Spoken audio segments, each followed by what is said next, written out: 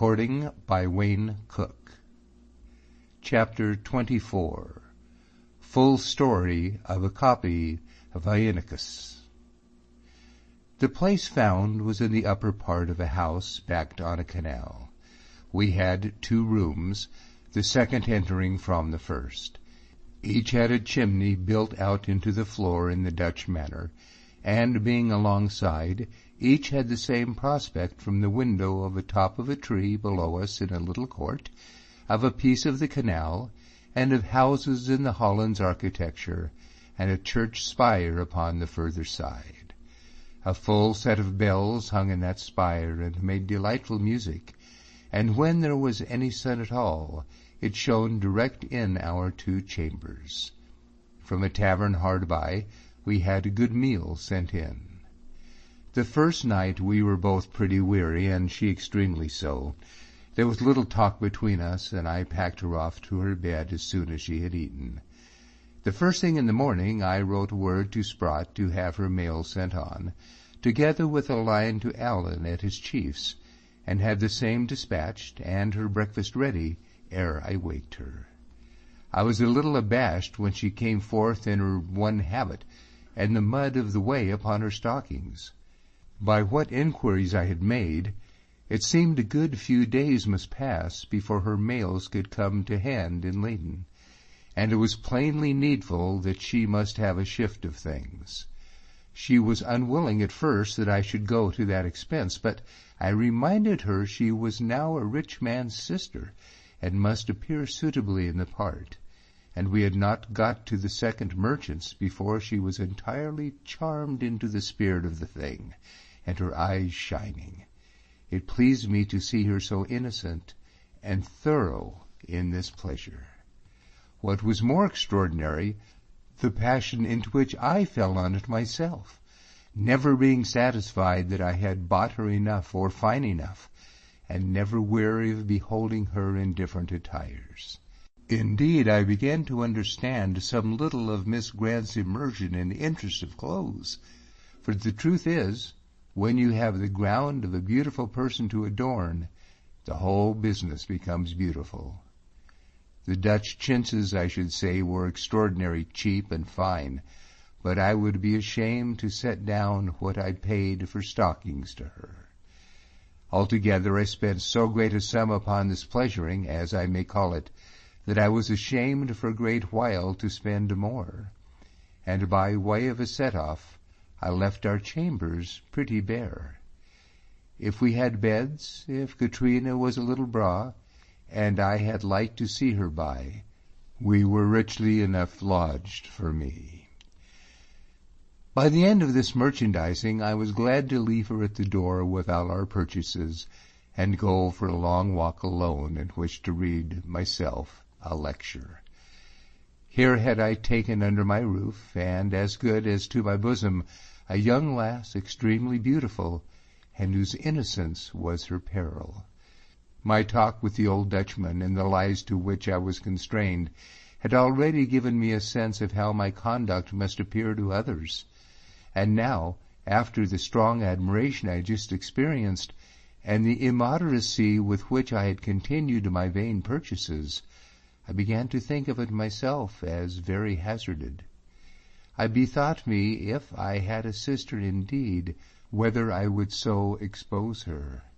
Then, judging the case too problematical, I varied my question into this: whether I would so trust Catriona in the hands of any other Christian being, the answer to which made my face burn. The more cause, since I had been entrapped, and had entrapped the girl into an undue situation, that I should behave in it with scrupulous nicety. She depended on me wholly for her bread and shelter. In case I should alarm her delicacy, she had no retreat. Besides, I was her host and her protector, and the more irregularly I had fallen in these positions, the less excuse for me, if I should profit by the same to forward even the most honest suit, for which the opportunities that I enjoyed, and which no wise parent would have suffered for a moment, even the most honest suit would be unfair. I saw I must be extremely hold off in my relations, and yet not too much so neither. For if I had no right to appear at all in the character of a suitor, I must yet appear continually, and if possible agreeably, in that of host. It was plain I should require a great deal of tact and conduct, perhaps more than my years afforded.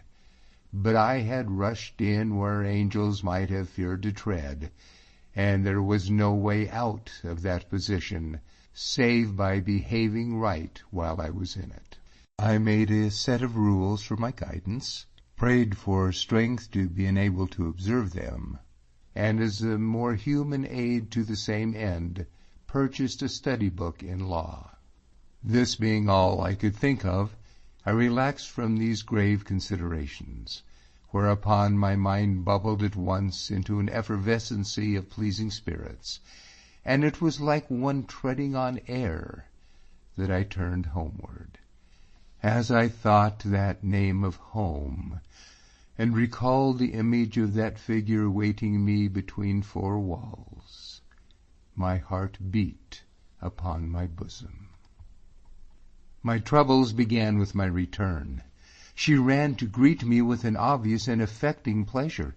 She was clad besides entirely in the new clothes that I had bought for her, looked in them beyond expression well, and must walk about and drop me curtsies to display them and to be admired. I am sure I did it with an ill grace, for I thought to have choked upon the words. "Well," said she, "if you will not be caring for my pretty clothes, see what I have done with our 2 chambers." And she showed me the place all very finely swept, and the fires glowing in the 2 chimneys. I was glad of a chance to seem a little more severe than I quite felt. "Catriona," said I am very much displeased with you, and you must never again lay a hand upon my room. One of us 2 must have the rule while we are here together. It is most fit it should be I who am both the man and the elder, and I give you that for my command." She dropped me one of her curtsies, which were extraordinary taking. "If you will be cross," she said, "I must be making pretty manners at you, Davy. I will be very obedient, as I should be when every stitch upon all there is of me belongs to you. But you will not be very cross either, because now I have not any one else." This struck me hard, and I made haste in a kind of penitence to blot out all the good effect of my last speech. In this direction progress was more easy, being downhill. She led me forward, smiling. At the sight of her in the brightness of the fire and with her pretty becks and looks, my heart was altogether melted. We made our meal with infinite mirth and tenderness, and the 2 seemed to be commingled into one, so that our very laughter sounded like kindness. In the midst of which I woke to better recollections, and made a lame word of excuse, and set myself boorishly to my studies. It was a substantial instructive book that I had bought, by the late Dr. Heinekenus, in which I was to do a great deal reading these next few days, and very often glad that I had no one to question me of what I had read. Methought she bit her lip at me a little, and that cut me. Indeed, it left her wholly solitary, the more as she was very little of a reader, and had never a book. But what was I to do? So the rest of the evening followed by almost without speech. I could have beat myself. I could not lie in my bed that night for rage and repentance, but walked to and fro on my bare feet till I was nearly perished, for the chimney was gone out and the frost keen.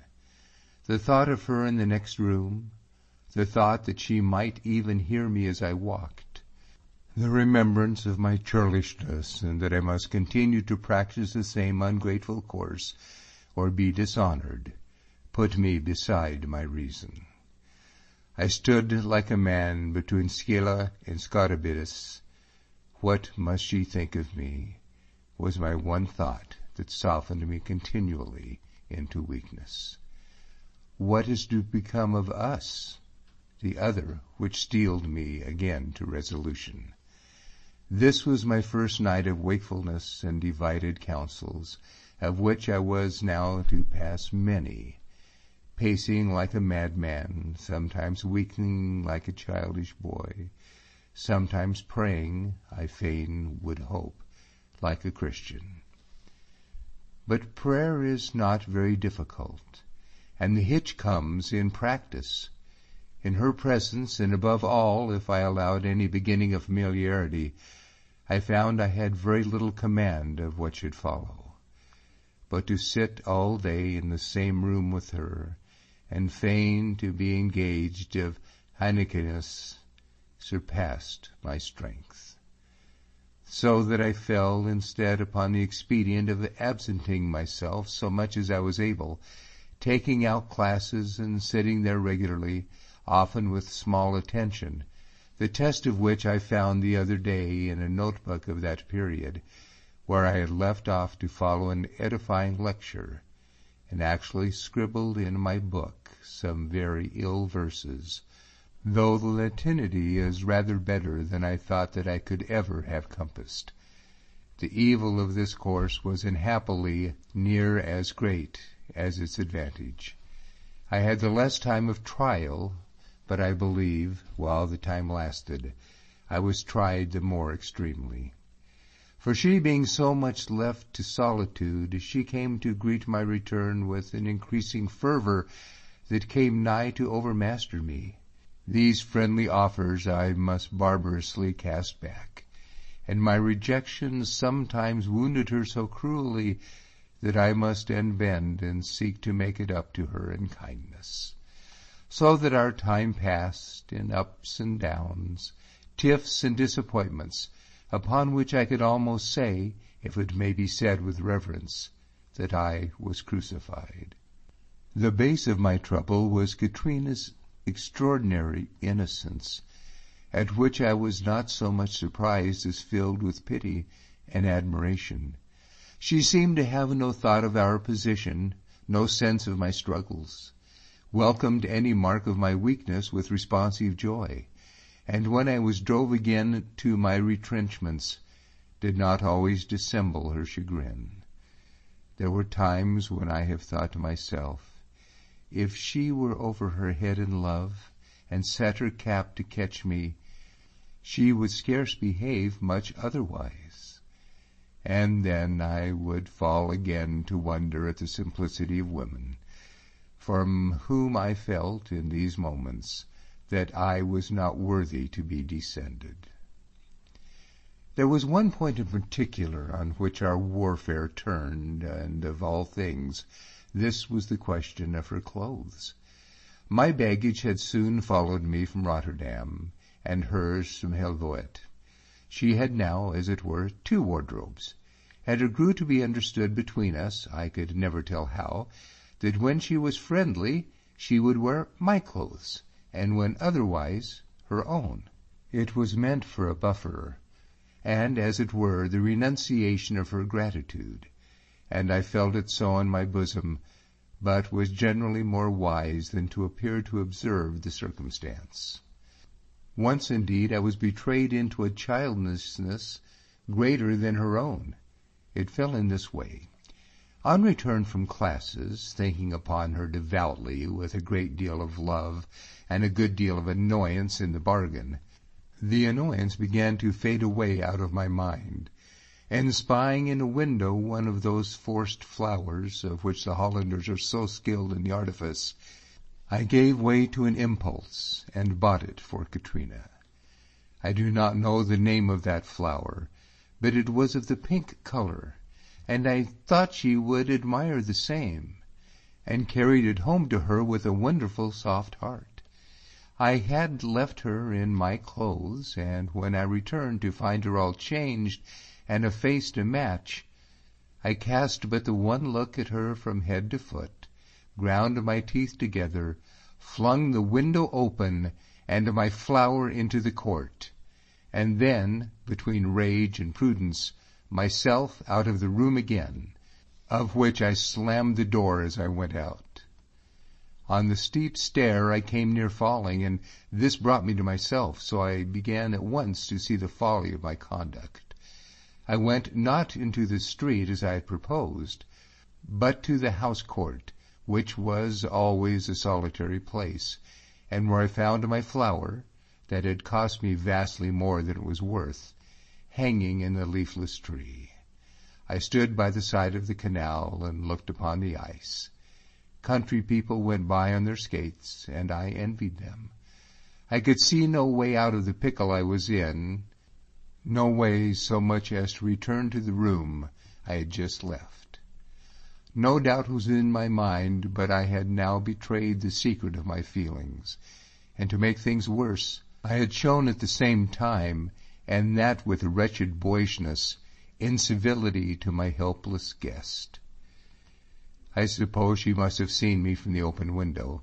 It did not seem to me that I had stood there very long before I heard the crunching of footsteps on the frozen snow, and turning somewhat angrily, for I was in no spirit to be interrupted, saw Catriona drawing near. She was all changed again to the clocked stockings. "Are we not to have our walk to-day?" said she. I was looking at her in amaze. "Where is your brooch?" says I. She carried her hand to her bosom and colored high. "I will have forgotten it," said she.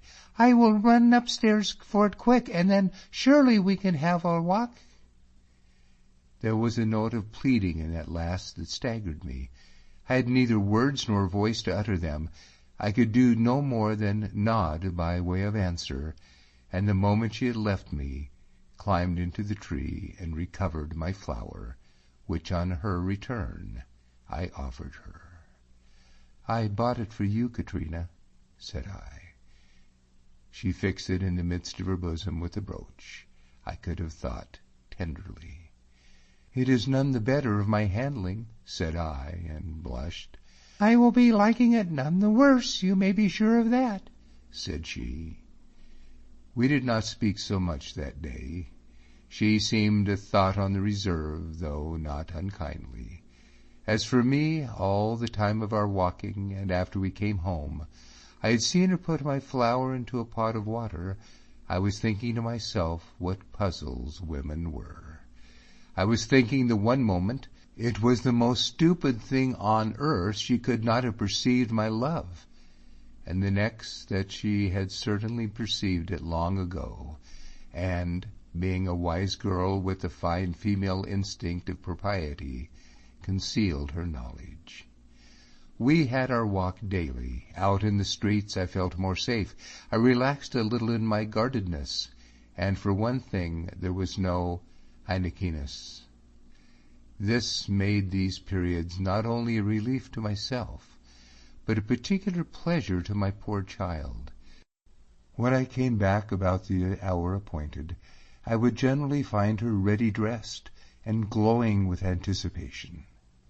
She would prolong their duration to the extreme, seeming to dread, as I did myself, the hour of the return. And there is scarce a field or waterside near Leyden, scarce a street or lane there, where we had not lingered.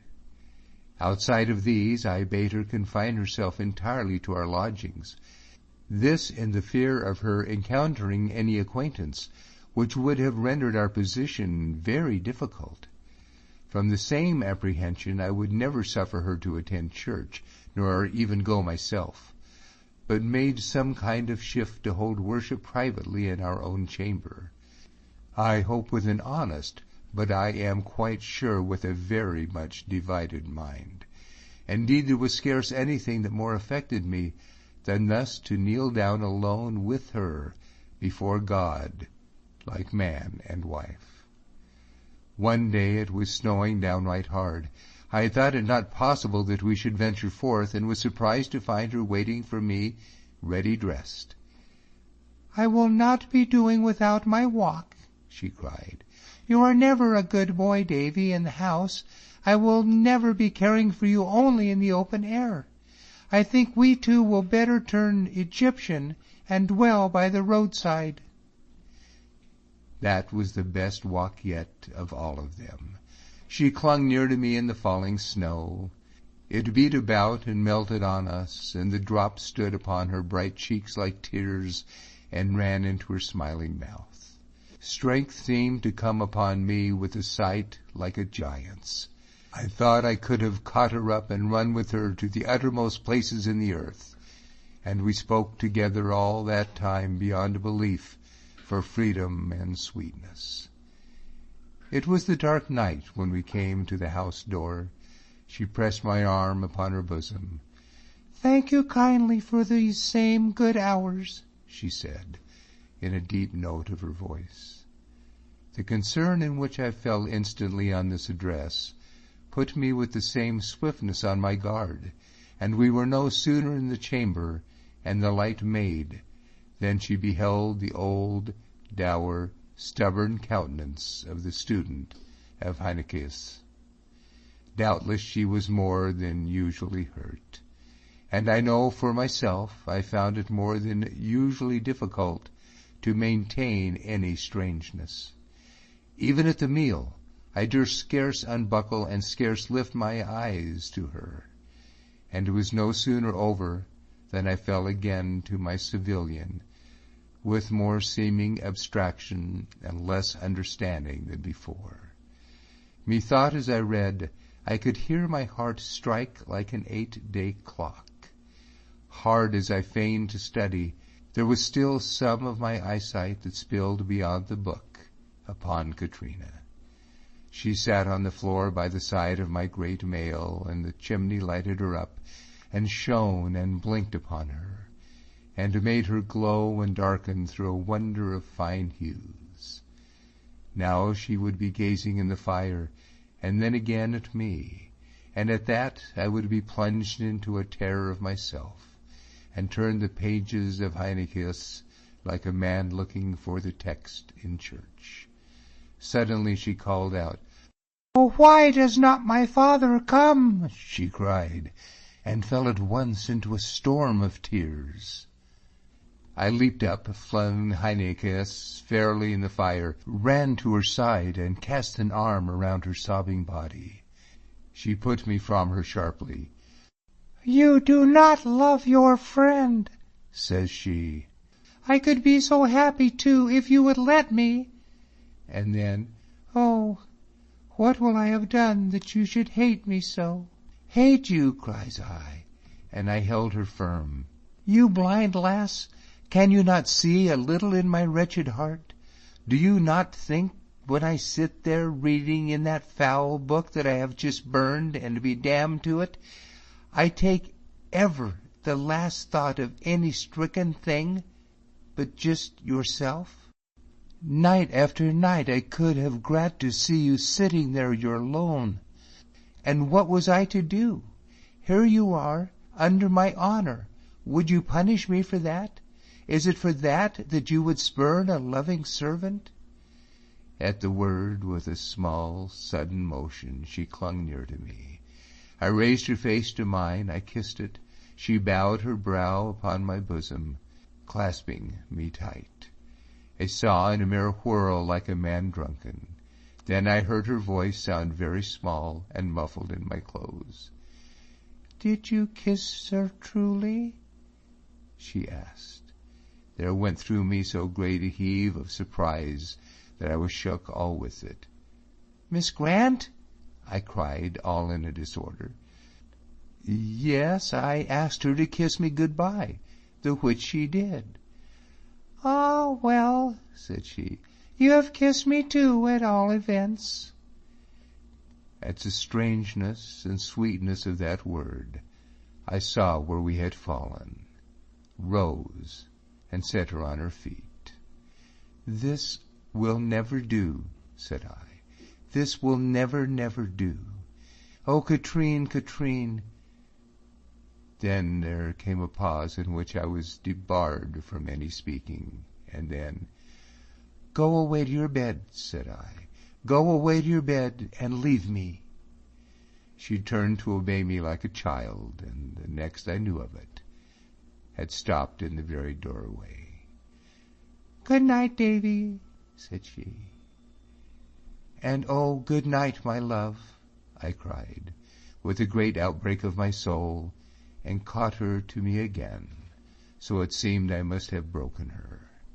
The next moment I had thrust her from the room, shut the door even with violence, and stood alone. The milk was spilt now, the word was out, and the truth told. I had crept like an untrusty man into the poor maid's affections. She was in my hand like any frail, innocent thing to make or mar, and what weapon of defense was left me? It seemed like a symbol that Heineke's, my old protection, was now burned. I repented, yet could not find it in my heart to blame myself for that great failure. It seemed not possible to have resisted the boldness of her innocence or that last temptation of her weeping, and all I had to excuse me did but make my sin appear the greater. It was upon a nature so defenseless, and with such advantages of the position, that I seemed to have practiced. What was to become of us now? It seemed we could no longer dwell in the one place, but where was I to go, or where she? Without either choice or fault of ours, life had conspired to wall us together in that narrow place. I had a wild thought of marrying out of hand, and the next moment put it from me with revolt. She was a child. She could not tell her own heart. I had surprised her weakness. I must never go on to build on that surprisal. I must keep her not only clear of reproach, but free as she had come to me. Down I sat before the fire and reflected, and repented, and beat my brains in vain for any means of escape. About 2 a.m, there were 3 red embers left, and the house and all the city was asleep, when I was aware of a small sound of weeping in the next room. She thought that I slept, the poor soul. She regretted her weakness, and what perhaps, God help her, she called her forwardness, and in the dead of night solaced herself with tears. Tender and bitter feelings, love and penitence and pity, struggled in my soul. It seemed I was under bond to heal that weeping. "Oh, try to forgive me," I cried out. "Try to forgive me. Let us forget it all. Let us try if we'll no can forget it." There came no answer, but the sobbing ceased. I stood a long while with my hands still clasped as I had spoken. Then the cold of the night laid hold upon me with a shudder, and I think my reason reawakened. You can make no hand of this, Davy, thinks I. To bed with you like a wise lad, and try if you can sleep. Tomorrow you may see your way. End of chapter 24.